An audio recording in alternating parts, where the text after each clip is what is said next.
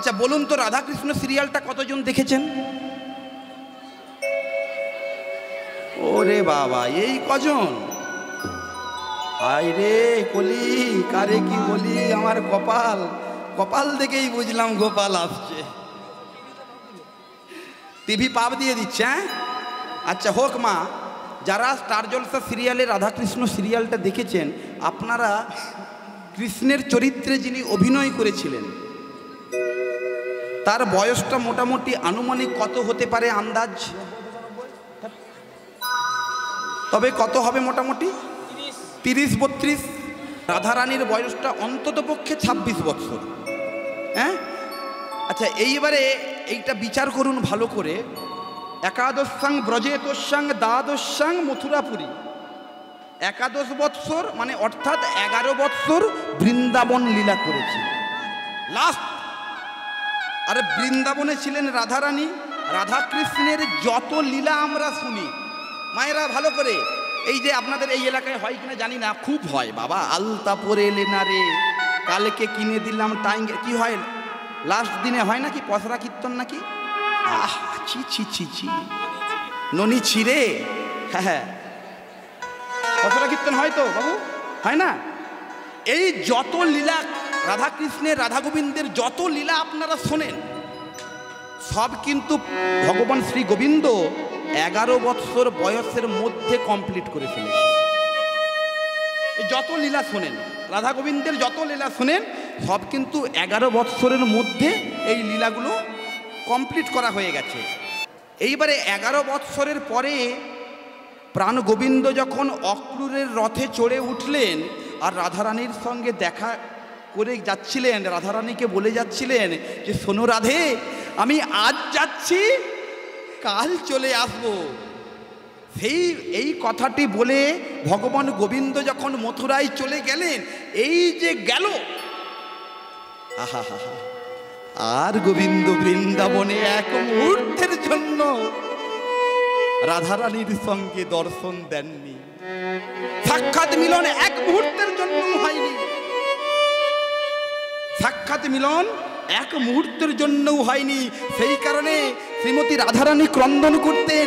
তিনি বলছেন, পদাবলীতে লিখেছে যে কালী বলি কালা গেল মধুপুরে, সেকালেরও কত বাকি, আমার যৌবন সায়রে পড়িতেছে ভাটা, এখন আমি কি করি, নিতাই গৌর হরি বল। হা হা, এই যে 11 বৎসর বয়সে লীলা করেছেন। কিন্তু মা, স্টার জলসা সিরিয়ালে যে এই 32 বছরের কৃষ্ণ, 26 বৎসরের রাধা,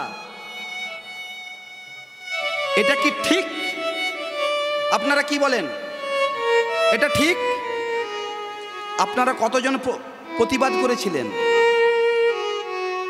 কিছুদিন পূর্বে হাওড়া শ্যামপুরে, যারা মোবাইল সোশ্যাল মিডিয়া ব্যবহার করেন আপনারা অনেকে জানেন, কিছুদিন পূর্বে হাওড়া শ্যামপুরে দুর্গাপুজোর সময় ওই দুর্গমণ্ডপের ভেতরে কিছু সেকুলারগিরি হিন্দু রয়েছে, সেকুলারগিরি হিন্দু, ধর্মধর্ম বাবা, বিশাল ধর্মের প্রতি ভক্তি, নিজের ধর্মের মানে নিজের বাবা মা ভাত পায় না, অপরের বাবা মাকে মানে শ্বশুর শাশুড়িকে একদম ওরে বাপরে।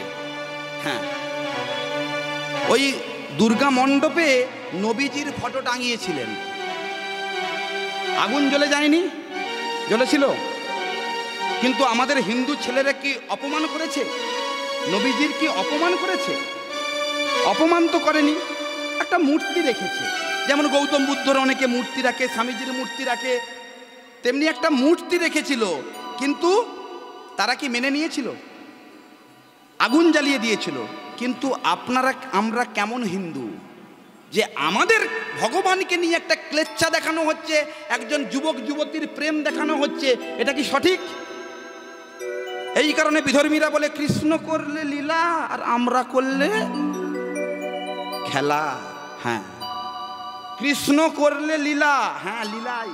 তার কারণ মায়েরা যারা গিরি গোবর্ধন লীলা আস্বাদন করেছেন আপনারা জানবেন, 7 দিন 7 রাত্রি গিরি গোবর্ধন ভগবান শ্রী গোবিন্দ নিজের কনিষ্ঠ অঙ্গুলিতে ধরে রেখেছিলেন।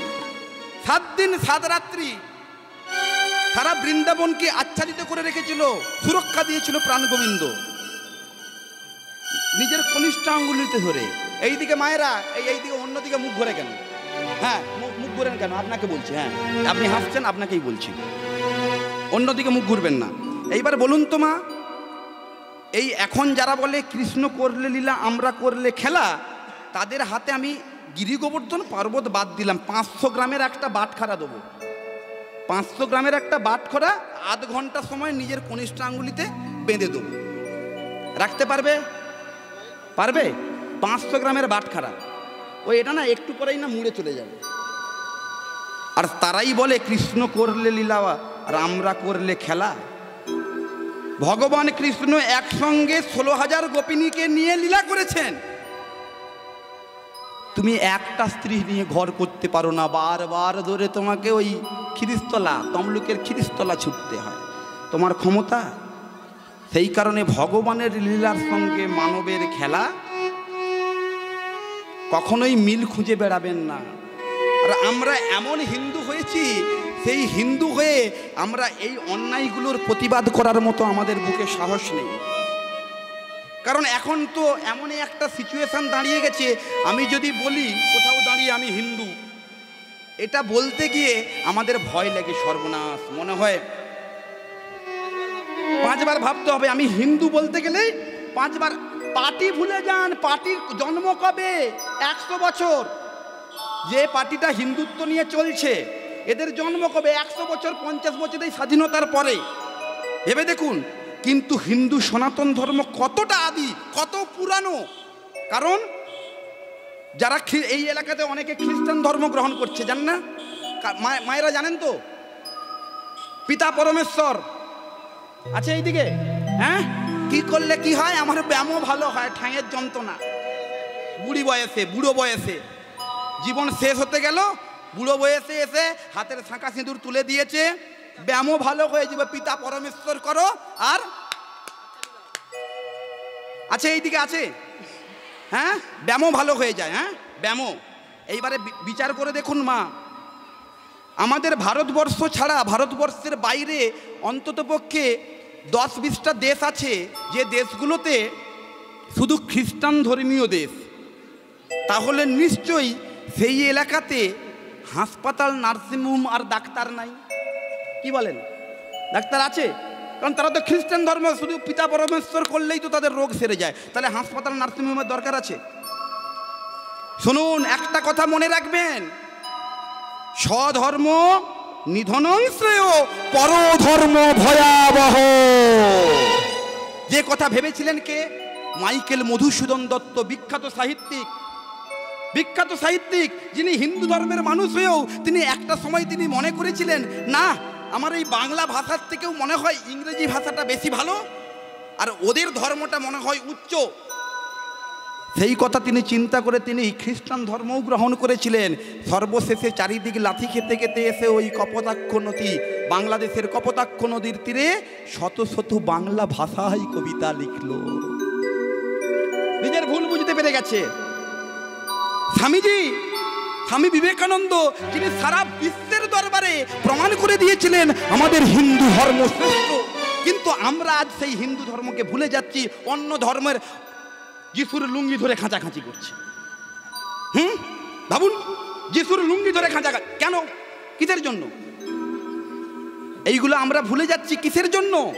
এইগুলো আমাদের সর্বনাশ। কারণ বারবার বলেছে স্বধর্ম নিধনং শ্রেয়, পরধর্ম ভয়াবহ।